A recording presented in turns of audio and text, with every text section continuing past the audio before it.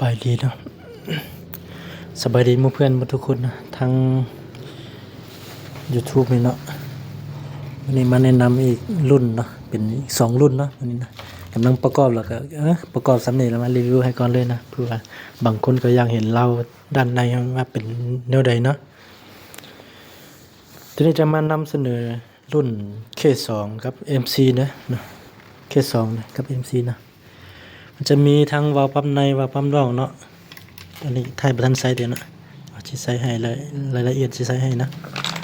โม่นะ MC นี่จะเป็นรุ่นใหม่ๆปี2025เนาะ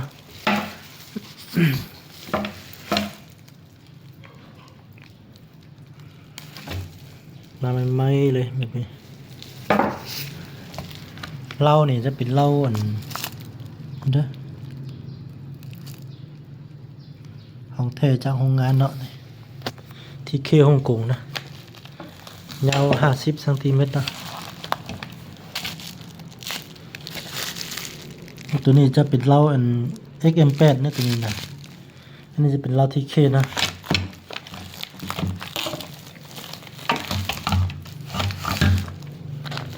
ตัวนี้ก็เป็นเหล้า XM8 ที่กันเนาะนี่เป็นเหล้า XM8 ที่กันเหล้าที่เคฮ่องกงนะ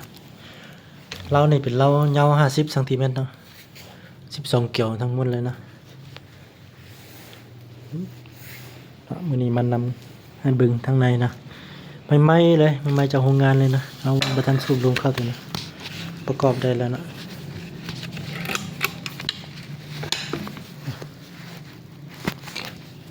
ไม่เลยนะ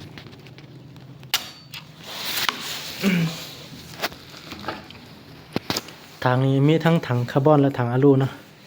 กล้องก็มีทั้งกล้อง Discovery กับกล้องPSN แล้วแต่ลูกค้าจะใส่แบบใดเนาะเอามีพร้อมทุกทั้ง2รุ่นเลยนะตัวนี้เป็น MC นะ2025คือกันนะ2025นะวาล์วปั๊มนอกนะตัวนี้นะวาล์วปั๊มนอกอันนี้2025วาล์วปั๊มในคือกันใหม่ๆมีวาล์วเนาะ XM เนาะ18กับเหล้าที่เคฮ่องกงนะถ้าท่านใดสนใจก็สามารถติดต่อได้นะถ้าสนใจเหล้าที่เคก็บอกเหล้า XM ก็ได้นะจะมีคือกันนะ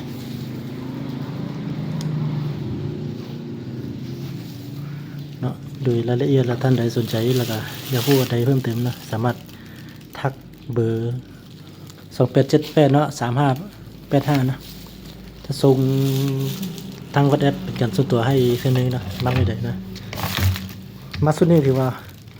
ประกอบได้ดีหลายเนาะดูนี่นะธรรมดาจะค่อนหลายแต่ตัวนี้จะค่อนตัวเดียวสินะ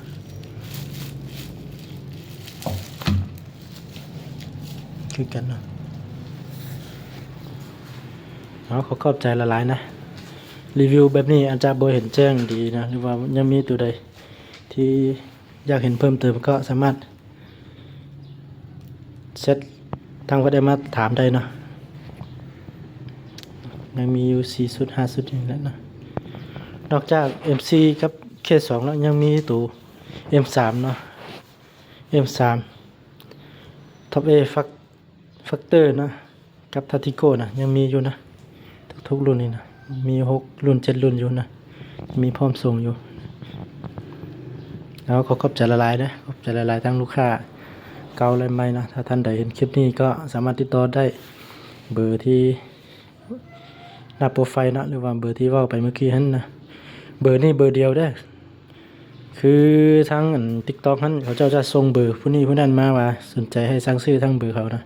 มาเข้านะคลิปเฮาแต่ว่าจะบ่แนะนำให้เนาะย่านลูกค้าถือโกงเนาะขอบใจละลายเนาะสนใจนี่